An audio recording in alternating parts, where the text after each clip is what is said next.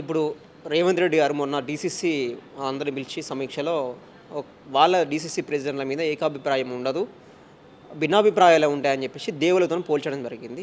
అది నిజంగా తప్పనిపించిందా? ఎట్లా ఉండేది ఆ వ్యాఖ్యలు? మీరు ఎట్లా అభివర్ణిస్తారు?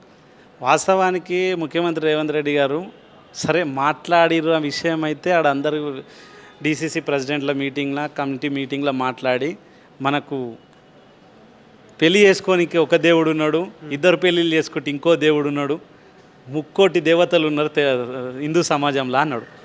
100% రేవంత్ రెడ్డి గారు 3,000,000 దేవతలు ఉన్నారు అన్నది నువ్వు చెప్పినా నేను చెప్పినా ఈ సమాజం అంతా ఒప్పుకుంటుంది. హిందూ సమాజంలో 3,000,000 దేవతలు ఉన్నారు. కానీ మీరు మాట్లాడే విధానం తప్పని మేము అంటా ఉన్నాం. ఎందుకు అంటే ఆంజనేయ స్వామి ఉన్నాడు. ఆంజనేయ స్వామి అనేట ఆయన బ్రహ్మచారిగా ఉండిపోయిండు.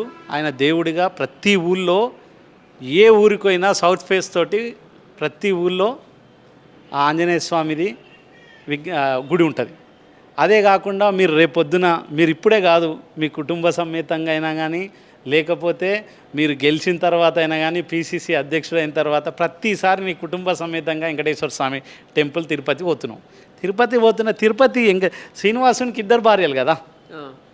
దాన్ని నువ్వు ఎలవేల్పుగా కొలిచేటువంటి శ్రీనివాసుడు కూడా వాడి 2 భార్యలే.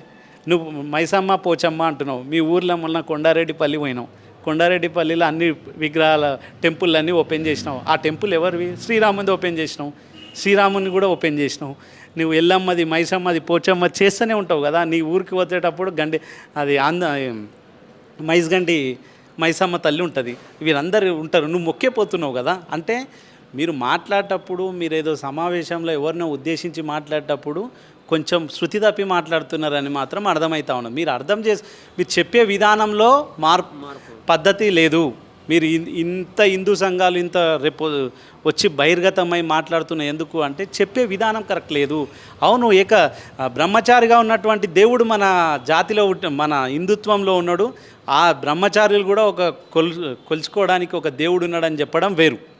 కానీ మన ఆటలు కోసుకొని తిన్నికే తానికే దేవుడు ఉన్నాడు అంటే ఎల్లమ్మ మైసమ్మ గ్రామ దేవతలంతా నువ్వు చెప్పినా చెప్పకపోయినా నువ్వు భూమిలో ఉటకన ముందు నుంచి వాళ్ళకి ఆటల రూపంలో కోసుకొని ఆ నైవేద్యం పెట్టి తింటా ఉన్నారు కదా. ఈ 100 చరిత్ర ఉన్నది. భూమి పుట్టినప్పటి నుంచి ఎల్లమ్మ మైసమ్మ గ్రామ దేవతలు ఉన్నారు కదా.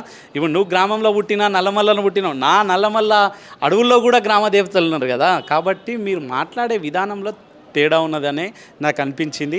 ఆయన కన్వే చేయడంలో తప్పులు దొల్లుతూ ఉన్నాయి. ఇది ఇప్పుడు కాదు, ప్రతిసారి అంతే. ఆయన మాట్లాడేటప్పుడు కాంట్రవర్సీ ఆయన చేసుకుంటుండు, వేరేళ్ళు చేస్తలేరు. కాబట్టి అది పద్ధతి కాదు. వారు కూడా ఏంటంటే చేసే విధానం హిందుత్వం ఒక్కరొక్కరు అంటూ ఉన్నాం. హిందుత్వం కాదా, నేను హిందువుని కాదా అంటావు. సరే, నీ పార్టీ పరంగా ఏం మాట్లాడొచ్చినప్పుడు మాట్లాడు, తప్పులేదు. కానీ ఈ సందర్భం వచ్చినప్పుడు మాట్లాడడం మాత్రం కరెక్ట్ కాదని అనిపించింది. అంటే ముఖ్యంగా బీజేపీ నాయకులు కావచ్చు, బీజేఎం నాయకులు కావచ్చు, హిందూ సంఘాలు కావచ్చు, ప్రధానంగా ఎందుకో ప్రతిసారి హిందువుల మీదనే వెటకరంగా మాట్లాడాల్సి వస్తుంది, హిందూ దేవుల మీదనే వ్యాఖ్యలు చేయాల్సి వస్తుంది. అటు మొన్న చూసుకుంటే శివజ్యోతి కూడా తిరుమలలో లడ్డు మీద చేసిన వ్యాఖ్యలు కావచ్చు, ఇప్పుడు పోలీసు వాళ్ళు ఈ అయ్యప్ప మాల మీద ఆంక్షలు కావచ్చు.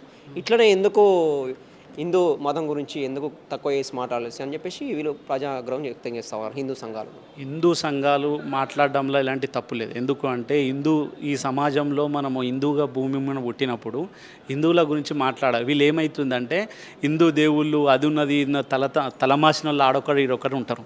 ఆమెకు యూట్యూబ్లో శివజ్యోతి అనేట ఆమె యూట్యూబ్లో నీకు వ్యూస్ రావడం కోసం అట్లా చిల్లరగా మాట్లాడుతూ ఉన్నా. టీటీడీ తీసుకున్న నిర్ణయాన్ని నేను పూర్తిగా సమర్థిస్తున్నా. ఎందుకు అంటే టీటీడీ మంచి నిర్ణయం తీసుకున్నది. ఎందుకంటే ఆమె కట్ చేసింది, రానున్న రోజుల్లో ఆమెకు దర్శనం లేకుండా చేయాలి. Thank you. అది వచ్చింది.